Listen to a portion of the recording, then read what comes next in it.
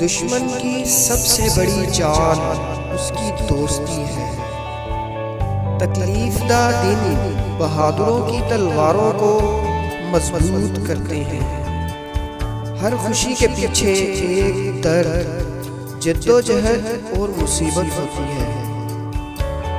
सब्र करो, कोई दर्द दायमी नहीं होता। अपने गुस्से और हैबत को एक तरफ रखकर मुस्तकिल मिजाजी से अपनी मंजिल की तरफ रवां दवां रहना ही इस्तकामत है।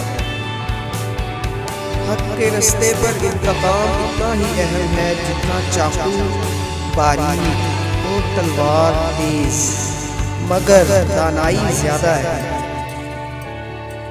कोई चीज इंसान को इतना बेबस नहीं करती, ना उसके दुश्मन, ना उसके कांधों का बोझ, ना मुसीबतें, जितना अपनों की तरफ से धचका और धोखा। हमारा सफर इश्क का सफर है।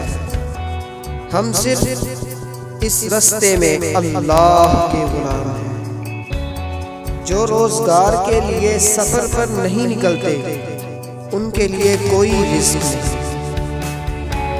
आप एक आदमी को बिना तलवार के भी इल्म सिखा सकते हैं।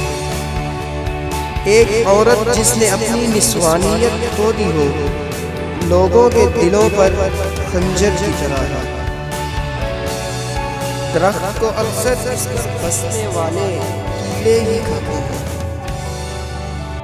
कोई भी अपनी तकदीर से नहीं बच सकता। हमें हर रोज एक नई मुसीबत की आदत हो गई है।